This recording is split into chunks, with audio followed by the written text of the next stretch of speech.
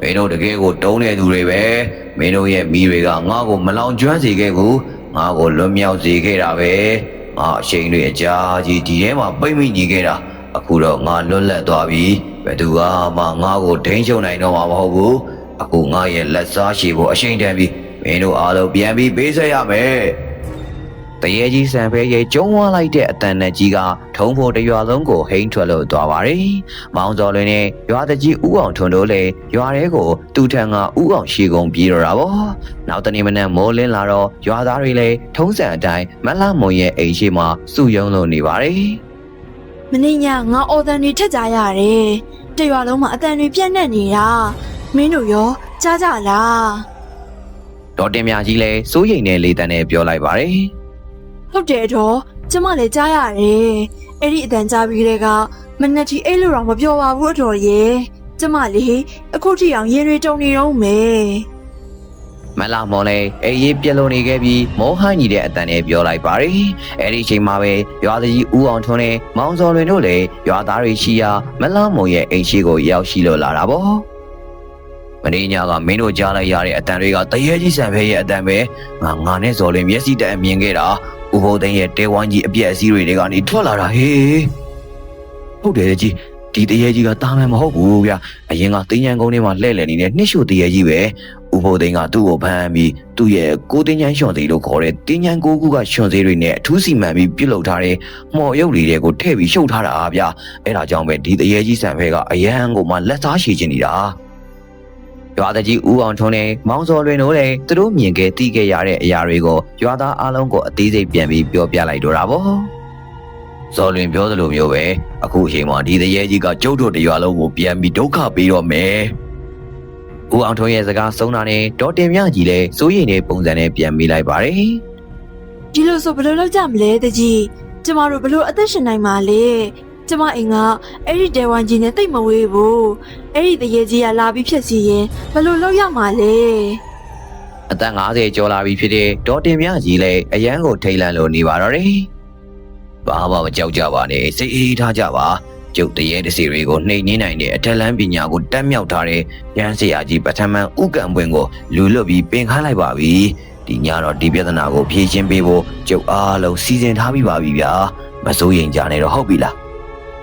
းရွာသားကြီးဦးအောင်ထွန်းရဲ့နှစ်သိမ့်ပေးမှုကြောင့်ရွာသားတွေလည်းအနှဲငယ်စိတ်သက်သာရလို့သွားပါတယ်ဒီလိုနဲ့အချိန်ကတဖြည်းဖြည်းကုံဆုံးလို့သွားကနှရိုင်းသွင်းခြင်းကိုရောက်လို့လာခဲ့ပြီပေါ့ရွာသူရွာသားတွေကလည်းအထက်လန်းစီယာကြီးကိုယ်တိုင်လာရောက်နှိမ်နှင်းပေးမယ်ဆိုတဲ့အတီးကြောင့်အာကိုတကြီးနဲ့စောင့်မျှော်လို့နေတာပေါ့ညနေအောင်စောင့်နေပြီ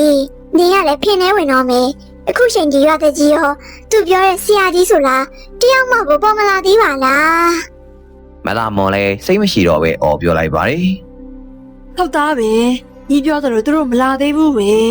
ငါလည်းစိတ်ပူနေပြီရွာလူကြီးအချိန်မီရောက်လာရင်ငါတို့ဘယ်လိုလုပ်ကြမလ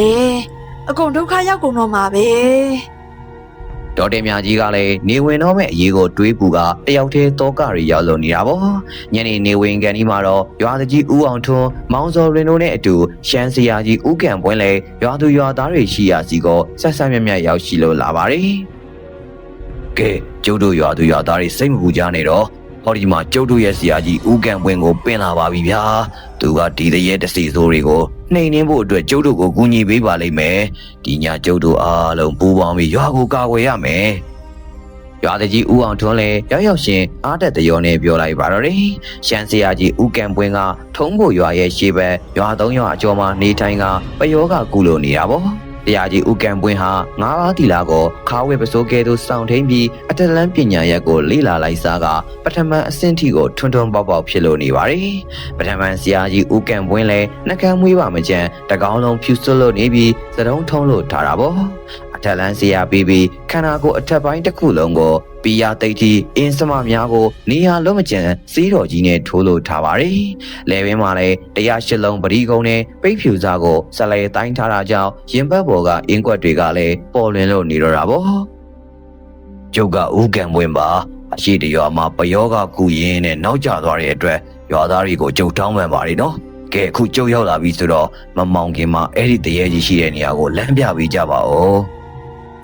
ဟုတ်ကဲ့ဆရာကြီးကျုပ်ကိုယ်တိုင်အဲ့ဒီနေရာကိုခေါ်သွားပေးပါမယ်ဗျာ ကဲရွာတွေကအစင်းသစ်ဖြစ်နေတဲ့ကာလာသားတွေကျုံတော့ကလိုက်ခဲ့ကြပါညနေနေဝင်သွားပြီးမှောင်စားပြူလာတဲ့အချိန်မှာတော့ဆရာကြီးဦးကံပွင့်နဲ့ဦးအောင်ထွန်းတို့အုပ်စုဟာတရေကြီးစံဖဲရှိရာတဲဝမ်းကြီးပြပုံရှိရာစီကိုရောက်လို့လာပါပြီဆရာကြီးဦးကံပွင့်လည်းရှေ့မှာရှိနေတဲ့ပြပုံကြီးကိုမြင်လိုက်တာနဲ့တင်အရာအလုံးကိုသိမြင်လို့နေတာပေါ့ဒီတဲဝမ်းကြီးကပြာတွေပဲကျန်တော့တာပဲဒါပေမဲ့ဒီမှာရှိနေတဲ့တရေဝိညာဉ်တွေရဲ့စွမ်းအားတွေကိုငါခံစားနေပြီတဲ့အဲ့ဒီအချိန်မှာရွာသားကြီးဦးအောင်ထွန်းလည်းစကားဖြတ်ပြောလိုက်ပါတယ်ဟုတ်ပါတယ်ဆရာကြီးဒီတဲဝိုင်းကြီးကိုမင်းညာကပဲကျုပ်တို့တွေမိတင်ရှို့လိုက်ကြပါတယ်ဒါဆိုရင်အလောက်ကပိုးပြီးခက်ခဲသွားပြီဒီတရေကြီးကအတော်လေးအစွမ်းကြီးနေပြီလို့ကြုတ်ခံစားနေရတယ်သူ့ကိုအလွယ်တကူနှိမ်နှင်းလို့မရဘူးလွယ်ပါတယ်ဆရာကြီးဦးဖို့သိန်းရဲ့တပည့်ဇော်လွင်ကရှင်းပြပေးပါလိမ့်မယ်ဗျာဟိတ်ဇော်လွင်ဆရာကြီးကိုမင်းဒီမှာပြောပြလိုက်လေကွာဒီလိုပါဆရာကြီးကျုပ်ကဒီတရေကြီးစံပဲကိုဖမ်းဆီးရှုံးလောင်ခဲ့တဲ့အောက်လန်းမော်တက်တဲ့ဆရာကြီးဦးဖို့သိန်းရဲ့တပည့်တူဖြစ်ခဲ့ပါတယ်ဗျာဦးဖို့သိန်းကကိုသိန်းချိုင်းရွှွနဲ့ပြုတ်လောက်ထားတဲ့မှော်ရွှွနေမှာတရေကြီးကိုရှုံးလောင်ထားတာပါသူကအဲ့ဒီအယုတ်ကိုအောက်လန်းနဲ့တရေအတိုက်ဖန်တီးဖို့ပါပဲဗျာတိတ်ကိုဟုတ်တာပေါ့ကွာဒီလိုနှစ်ရှုပ်တရေကြီးကအင်အားကြီးတဲ့အစင်းမြင့်တဲ့အောက်လန်းအစီအမံတွေမန်နန်တွေနဲ့ထိချုပ်ထားတာသူတို့လွတ်လာရင်အစားအသောက်တင်မကလူအသားလူသွေးကိုပါတောင်းထလာလိမ့်မယ်ဒါနဲ့ဆရာကြီးဒါကိုဖြည့်ရှင်းနိုင်တဲ့နည်းလမ်းရှိလားညွန်စိမ့်နဲ့လှုပ်ထားတဲ့အယုတ်ကိုရှာတွေးမှသူ့ကိုနှိမ်နှင်းလို့ရမယ်ငါမန်တန်ရွတ်ပြီးရှာပေးမယ်ဆရာကြီးဦးကံပွင့်လဲကာရမဏန်တပုတ်ကိုအတန်အနီအထားမှန်မှန်နဲ့စတင်ရွတ်ဖတ်ပါတော့တယ်အိုးနမောဗုဒ္ဓယမနောဓာတတိဒိဗ္ဗစကုအထက်ဘုံမှာရှိတဲ့နှက်ကောင်းနှက်မြက်များနေတယ်ကွာတန်ရာပိုင်ရာပုဂ္ဂိုလ်များအထဝိဇ္ဇာဆရာကြီးများကိုကျွန်ုပ်မောင်ကံပွင့်စောင့်တိန်ထားတဲ့၅ပါးတီလာကိုတိုင်တဲပြီးခွင်တောင်းပါတယ်မြင့်မြတ်တဲ့နှက်မြက်လုံးနဲ့ဝတ်ထားတဲ့အရာမမြင်ရတဲ့အရာတွေမှောင်မိုက်တွေကမကောင်းတဲ့အတိုက်အခိုက်မန်နတွေကိုထင်ရှားအောင်ပြသပေးပါဦးကံပွင့်ကာရာရွတ်လိုက်တာနဲ့တပြိုင်နက်တည်းခန္ဓာကိုယ်တွေကနေမှော်အင်းကွက်ကြီးတကူခဏအကြာပေါ်လို့လာပါတယ်ကဲရွာကြီးကျုပ်တို့တွေမိုးမရှုပ်ခင်မော်ရုပ်ကိုအမြန်တူပြီးရှာကြရမယ်ဆရာကြီးဦးကံပွင့်ရဲ့စကားဆုံးတာနဲ့တကြီးဦးအောင်ထွန်းလည်းရွာသားတွေကိုအဆက်ပေးလိုက်ပါတော့တယ်ကဲရွာသားအားလုံးအမြန်တူကြမယ်ဟဲ့ရွာသားတွေလည်းဦးအောင်ထွန်းပြောတဲ့အတိုင်းမနာမနေတူဖော်လို့နေပါတယ်ကျုပ်တရေကြီးကိုထောင်ချောက်တဲ့ထဲကိုတန်မိုးနဲ့မြေကြီးတဲ့ရိုက်ပြီးအသင့်ပြင်ထားမယ်ရွာသားတွေအမြန်တူကြပါဦးကံပွင့်ကလည်းငါးလက်မတန်ချွန်တစ်ချောင်းကိုမြေကြီးရဲ့ရိုက်သွင်းကမန်နန်တပုတ်ကိုယူလိုက်ပါတော့တယ်ခဏအကြာမှာတော့ညနေနေဝင်ချင်းရဲ့အလင်းရောင်ကလုံးဝပျောက်ကွယ်လို့သွားပြီးအမောင်တို့ကစတင်ကြီးဆိုးလို့လာပါတော့တယ်နေဝင်သွားပြီတကြီးရေရွာသားတွေအခုအထိမတွေ့သေးဘူးလားဗျဒါဆိုရင်တော့မကောင်းတော့ဘူးနော်ရွာသားတွေကလည်းနှစ်ဖူးကရွှေရှီမားတိကြအောင်မနာတဲ့အစမပြတ်တူးနေခဲ့ကြပြီမဲ့ရှာမတွေ့နိုင်ပဲချီလို့နေပါတယ်။အဲ့ဒီအချိန်တရေကြီးစံဖဲရဲ့အတန်နဲ့ကြီးနဲ့ရေတန်ကြီးကထွက်ပေါ်လာတာကြောင့်ရွာသားကြီးအပါအဝင်တူးနေတဲ့ရွာသားတွေကလည်းကြောရဲစိတ်သွားခဲ့ပြီးအလန့်တကြားဖြစ်လို့နေပါတော့တယ်။ဆရာကြီးအဲ့ဒီအတန်ကဘာတန်ကြီးလဲ။မောင်လာတာနဲ့အဲ့ဒီတရေကအင်အားတွေတိုးလာနေပြီ။မကြခင်ကျုပ်တို့ကြုံရတော့မယ်ရွာလူကြီးရွာသားတွေကိုမြန်မြန်တူးခိုင်းပါဗျာ။ဆရာကြီးအဲ့ဒီအတန်ကြောင့်ကျုပ်အပါဝင်ဒီမှာရှိနေတဲ့ရွာသားတွေလည်းကြောက်ကုန်ကြပြီဗျကြောက်နေလို့မဖြစ်ဘူးကျုပ်တို့သူ့ကိုရှင်းမာရမယ်မကြောက်ကြပါနဲ့အခုကြောက်နေရင်သူ့ကိုနှိမ်နေတော့မရတော့ဘူးကျုပ်သူ့ကိုခဏလောက်ထိန်းထားပြီးမယ်ဆက်တူးကြပါကဲကျုပ်တို့ရွာသားတွေလည်းလူကြီးချောင်ပြသလိုက်ရအောင်နည်းနည်းလေးပဲလိုတော့တယ်ဆက်တူးကြအားလုံးပူပေါင်းပြီးသူ့ကိုအနိုင်ယူကြရအောင်ရွာသားကြီးဦးအောင်ထွန်းရဲ့စကားကြောင့်ရွာသားတွေလည်းအားတက်လို့လာပြီးဆက်တူကြပါတော့တယ်။ဆရာကြီးဦးကံပွင့်လည်းရွာသားတွေအတွက်မန်နန်တွေကိုဆက်လက်ရုပ်ဖက်လို့နေတာပေါ့။အဲ့ဒီအချိန်မှာဇော်လွင်တယောက်လည်းတိုင်ငုံနှစ်ခုကြားတွေကနေမော်အယုတ်ကိုတွေးလိုက်တာကြောင့်ဝမ်းသာအားရအော်ပြောလိုက်တော့တာပေါ့။ဆရာကြီးကျုပ်တွေ့ပြီဗျအယုတ်ကိုတွေ့ပြီ။ဇော်လွင်ရဲ့စကားအဆုံးမှာပဲပြပုံတွေကနေတရေကြီးစံပဲထွက်လို့လာပါတယ်။အနားမှာရှိတဲ့ရွာသားတွေလည်းအထက်လန်းဆရာကြီးဦးကံပွင့်နောက်ကိုပြေးကပ်လို့သွားခဲ့ကြတာပေါ့။တရေကြီးကိုမြင်လိုက်ရတဲ့ရွာသားတွေလည်းတုံလုံးလျှောက်ချလို့နေပါတော့တယ်။ဆရာကြီးအခုဘယ်လိုလုပ်ကြမလဲဗျ။မပူနဲ့တကြီးကျုပ်သူ့ကိုနှိမ်နှင်းပေးမယ်။တရေကြီးစံပဲကအတန်နဲ့ကြီးနဲ့អော်လိုက်တာကြောင့်ရွာသားတွေလည်းသွေးထက်မတက်ကြောက်လန့်ကအနောက်ကိုအနေငယ်ဆုပ်လို့သွားပါတော့တယ်။ဘယ်သူမှငေါရုပ်ကိုယူသွားလို့မရဘူးမင်းကကိုစမ်းကြည့်ကျင်တာလားငါစီယာကံပွင့်နဲ့တွေ့ရအကုန်လုံးပွင့်သွားလိမ့်မယ် ဆရာကြီးကံပွင့်လဲဆေးလွယ်အိတ်ထဲက1000လောက်ရှိတဲ့မော်ကျိန်တုပ်ကိုထုတ်လိုက်ပြီးမန်နန်ကိုရွတ်လိုက်တာကြောင့်မော်ကျိန်တုပ်လဲအယောင်တွေဝင်းလက်လို့လာပါတယ်။ဆရာကြီးဦးကံပွင့်လဲအဝေးကနေတရေကြီးဆံပဲကိုအဆက်မပြတ်ရလိုက်တော့တာပေါ့။မော်ကျိန်တုပ်ကနေမန်နန်ရဲ့အစွမ်းကြောင့်လျှက်စီးကြောင်းပေါ်မှာအလင်းတန်းတွေထွက်ပေါ်လို့လာပြီးတရေကြီးဆံဖဲရဲ့ရင်ဘတ်တက်ကိုထိမှန်လို့သွားတာကြောင့်အော်တန်ကြီးနဲ့အတူနာကျင်လို့နေပါတော့တယ်။အနာမခံကြည့်ရင်ငါဆရာစီမံတဲ့အစီရင်တွေကိုမနှောက်ယှက်ပဲလက်ခံပါ။ဘလောက်ပဲငါ့ကိုနာကျင်ပါစေငါအလွယ်တကူလက်မလျှော့ဘူးတရေကြီးစံဖဲလဲနာကျင်နေတဲ့ကြားကနေမန်မလျှော့သေးပဲဆရာကြီးဥကံပွင့်ကိုဖနှောင်းနဲ့နင်းလိုက်ပါတော့တယ်ဥကံပွင့်လဲအနောက်ကိုကျွန်းထိုးကခုံရှောင်းနိုင်ခဲလိုက်ပေမဲ့လို့မြေကြီးထဲမှာစိုက်ထားတဲ့ငါးလက်မတန်ကျွန်းလဲအပေါ်ကိုပြန်တက်လို့လာပါတော့တယ်ဟောလက်စောတော်ငါ့ကိုတန်တောင်ကျောင်းနဲ့ဖန်ဖို့စဉ်းစားတာဗောဒီတော့ကမရတော့ဘူးဖိုးကြီးဟောလေပဲတရေကြီးစံပဲလေမြေပြင်ပေါ်မှာရှိနေတဲ့တန်ချောင်းကိုအောက်လန်းမှန်နဲ့ရွတ်လိုက်တာကြောင့်လေးဘော်ကိုမြှောက်တက်လို့လာခဲ့ပြီးသုံးချောင်းအဖြစ်ကိုပွားသွားပါတော့တယ်။ဆရာကြီးကံပွင့်လဲမျက်လုံးအပြူသားနဲ့စိုက်ကြည့်လို့နေတာပေါ့။ဒီတန်ချောင်းတွေကိုဘေးပိုင်နေမဟုတ်လား။ဘိုးကြီးပြန်ယူလိုက်တော့တရေကြီးစံဖဲရဲ့စကားအဆုံးမှာပဲတန်ချောင်းတွေကဥကံပွင့်ရှိရာစီကိုတနက်ကြည်စံတွေအလားတစ်ချိန်တိုးဝင်ရောက်လို့လာပါတော့တယ်။ဥကံပွင့်လဲရုတ်တရက်တတိရလာပြီးအင်းချက်နဲ့ကာလိုက်ပြီးမဲ့နောက်ကျလို့သွားခဲ့တာပေါ့။ဥကံပွင့်လဲဘယ်ဘက်ရင်အုပ်ကိုထိမှန်ကနောက်ကိုလဲကျလို့သွားပါတယ်။တရေကြီးစံဖဲလဲတဟားဟားနဲ့အားရပါရရေမောကပြောလိုက်တော့တာပေါ့။ကဲဘလို့လဲဖိုးကြီးမင်းထင်ထားတာတော့ငါရဲ့မန်နန်တွေကပို့ပြီးစွမ်းနေမလား။ငါ့ကိုမော့အတန်းနဲ့ဖန်တီးပေးလိုက်တဲ့ဖိုးသိန်းကိုကျေးဇူးတင်ရမယ်အထီနာသွားတဲ့ဥကံပွင့်လဲအာယူကပြန်ထားလိုက်ပါတော့တယ်ဒီမှာတကြီးကျုပ်တို့သူ့ရဲ့ရုပ်ကိုရအောင်ယူမှဖြစ်တော့မယ်ဒီကောင်ကြီးကနစ်ရှုတရေကြီးဖြစ်တဲ့အပြင်အောင်လန်းစရာကြောင့်အစွမ်းတွေအတော်လေးထက်နေပြီမဟုတ်ရင်ကျုပ်တို့အားလုံးဒုက္ခရောက်ကုန်တော့မယ်ဆရာကြီးကျွန်တော်ဘယ်လိုဝင်ယူရမလဲဗျအဲ့ဒီနာမှာရက်နေတာလေသူကယုံနာကနေမခွာဘူးဗျဦးအောင်ထွန်းလည်းပြပြတလဲနဲ့ပြောလိုက်ပါတယ်။အဲ့ဒီအတွက်ဘာမှမပူနဲ့ကျုံမကောင်းစိုးဝါရှုပ်တဲ့တန်ခွင်နေနဲ့သူ့ကိုရှိထားမယ်။မြန်ဝင်ပြီးအယုတ်ကိုယူပါ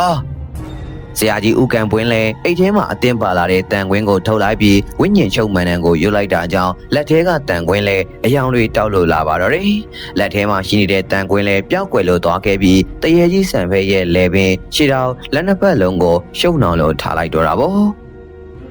ဘိုးကြီးအသက်ကြီးလာလေမိကပို့ပြီးပြင်းထန်လေပဲမင်းကိုငရဲမီးလို့လောင်ကျွမ်းသွားအောင်လုပ်မယ်ငါလွတ်မြောက်သွားရင်မင်းကိုအပိုင်းပိုင်းစုပ်ပြဲပြစ်မယ်တရေကြီးစံဖဲကကျင်းဝါနေခဲ့ပြီမဲ့ဥကံပွင့်ကဂယုမဆိုင်နိုင်မဲ့ရွာလူကြီးဦးအောင်ထွန်းကိုသာအာယုံဆိုင်လို့နေပါတယ်ရွာလူကြီးအမြန်သွားပြီးသူ့အောက်မှာရှိတဲ့ရုပ်ထုကိုယူလာခဲ့ပါဦးအောင်ထွန်းလည်းအယုတ်ကိုမရေတရေနဲ့ကုန်းကောက်လိုက်ပြီးဥကံပွင့်ဘက်ကိုလှည့်ကပြောလိုက်ပါတယ်ကျုပ်အယုတ်ကိုရပြီဆရာကြီးအမြန်ဆုံးဒီတရေကြီးကိုရှင်းပြလိုက်ပါတော့ဗျာကျုပ်စီကိုမြန်မြန်ရောက်အောင်ယူလာပါမင်းတို့ငါရဲ့ရုပ်ထုကိုပြန်ပေးမင်းတို့ငါရဲ့ရုပ်ထုကိုပြန်ပေးတရေကြီးစံဖဲလေအယုတ်ပါသွားတာကြောင့်ဒေါသဖြစ်ကအားကုန်ယုံပါတော့တယ်အယုတ်ကိုယူပြီးဖယ်သွားမလို့လေရှုပ်ထားတဲ့တန်ခွင်းတွေပျောက်သွားတာနဲ့ခြေထောက်နဲ့နင်းလိုက်ပါတော့တယ်တကြီးဦးအောင်ထွန်းလေငေးတံပေါင်းအော်ဟစ်ကဘေးကိုရှောင်တိန်လိုက်တာပေါ့တရေကြီးစံဖဲလွတ်သွားတာကိုတီးလိုက်တဲ့ဆရာကြီးဦးကံပွင့်လေပထမဝိညာဉ်ဖြတ်တဲ့အင်းကိုထုတ်ကမန်နန်တွေကိုရွတ်လို့နေတော့တာပေါ့ဦးအောင်ထွန်းလေမြေကြီးပေါ်မှာကြောက်ကံကန်းပြီးနောက်ဆုတ်ရင်းနဲ့အကူအညီတောင်းလို့နေပါတယ်ဆရာကြီးကဲပါဆရာကြီးကိုကြီးပါဦးအေးပါဆရာကြီးဘယ်ကိုပြေးမှလဲတေးပေတော့တရေကြီးစံဖဲနင်းလိုက်တဲ့အချိန်မှာပဲဥကံမွင်းကပထမဝိညာဉ်ဖြတ်တဲ့အင်းနဲ့တိုက်ခတ်လိုက်တာကြောင့်တရေကြီးစံဖဲလေအနောက်ကိုအတန်အကျယ်ကြီးနဲ့လဲကျလို့သွားပါတယ်။ဆရာကြီးဥကံပွင့်ကအယုတ်ကိုယူလိုက်ပြီးအိတ်ထဲကနေတိတ်ထိတင်ထားတဲ့မှော်ဓာတ်ကိုထုတ်ကဒီဝင်ရှုပ်စီတဲ့မန်နန်ကိုရွတ်လိုက်ပါတော့တယ်။အိုးမနောစိတ်တန်ဝိညာဏံဆရာကြီးကံမွေးရဲ့မန်းနဲ့အဆုံးမှာတော့နီမြန်းနေတဲ့မှော်သိဋ္ဌိတာနဲ့အယုတ်ရင်ဘတ်ကိုထိုးရှားလိုက်တဲ့တပြိုင်နက်တည်းတရေကြီးစံပဲရင်ဘတ်ဟာဓာတန်ရအပေါက်ကြီးဖြစ်ကအတန်နဲ့ကြီးနဲ့អော်ပါတော့တယ်မဖြစ်ဘူးတရေကြီးကအော်ဟစ်နေခဲ့ပေမဲ့လို့လေဥကံပွင့်လေရွတ်เสียရှိတာကိုစက်ရွတ်လို့နေပါတယ်ဒီရုပ်ထုထဲမှာရှိတဲ့ဝိညာဉ်မင်းရဲ့ရုပ်ခန္ဓာကိုဖျက်ဆီးပြီးမင်းရဲ့ကံကြမ္မာအတိုင်းသွားပြီးတော့မင်းရဲ့ဒီဝိညာဉ်ကိုဖျက်ဆီးပြီးငရဲဘုံကိုပို့လိုက်မယ်လူဘုံကိုပြန်မလာနဲ့မတော်ဘူးမင်းကိုတတ်ပဲကိုကြီးတ ရဲကြီးစံဖဲရဲ့အော်တန်ဟာတဖြည်းဖြည်းပျောက်ကွယ်သွားပြီးရွာသားတွေလည်းကြောက်ကြောက်နဲ့တပ်ပြင်းချလိုက်ပါတော့တယ်။နောက်တနေ့မနက်မိုးလင်းတဲ့အခါမှာတော့ရွာသားကြီးဦးအောင်ထွန်းကိုယ်တိုင်ဦးဆောင်ပြီးရွာသားတွေနဲ့အတူဆရာကြီးဦးကံပွင့်ကိုနှုတ်ဆက်လုပ်နေတာပေါ့။ဆရာကြီးကိုအရင်ကျေးဇူးတင်ပါတယ်ဗျာ။ဆရာကြီးမကူရင်ကျုပ်အသက်ရှင်နိုင်မှာမဟုတ်ပါဘူးဗျ